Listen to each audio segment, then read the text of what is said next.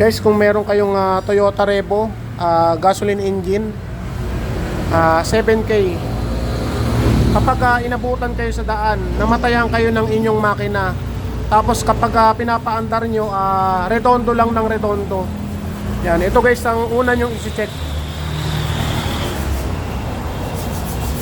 Huwag nyo munang ipapagalaw ang inyong computer box.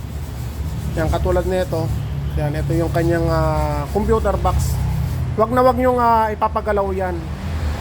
Yan, tapos syempre i-check nyo rin kung may laman ang inyong gasolina.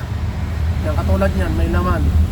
Kung ganyan ang laman ng inyong tangke, halos nasa kalahati, ibig sabihin na may laman yan yung inyong gasolina. Yan, ito lang ang una nyong i-check guys. Huwag nyo munang ipapagalaw ang inyong computer box. Yan, palitan nyo lang to. Itong dalawang relay na to. Yan, papalitan nyo lang. Yan, nakatabi ng starter relay. Ito kasi guys yung relay ng starter motor. Yan, palitan nyo lang tong dalawa na to. Yan, minsan ganito ang nangyayari dyan.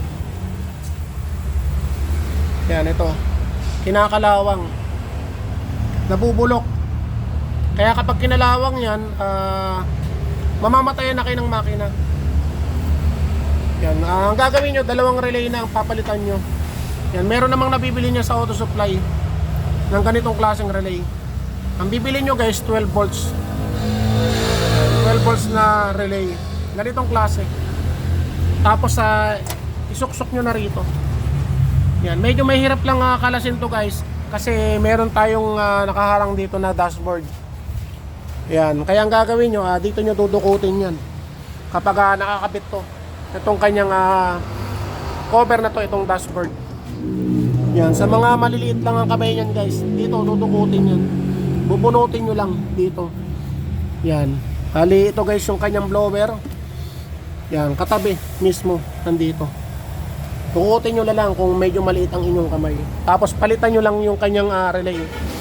Ang gawin nyo guys, dalawa relay, palitan nyo na kaagad. Yan, bali ito guys yung relay ng computer box.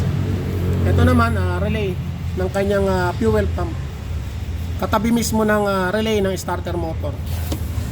Yan, wag nyo munang ipapagalaw to ang inyong computer box, kasi walang nagiging problema yan kapag namamatayan kayo ng makina. Ito lang yan guys, palitan nyo lang pong dalawa sabay. Yan, magiging maayos ng inyong sasakyan.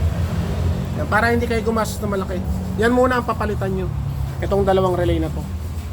Yan, kaya kinakalawang yan guys dahil dito sa blower. Kaya syempre malamig ang inyong aircon. Yan, umiikot yan. Ngayon syempre nagsisirculate yan, lamig na, hinihigop ng blower yung hangin dito.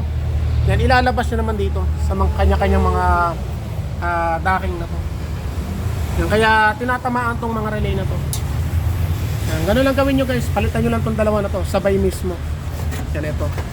Yan, bali EFI 7K Toyota Revo. Okay, thank you.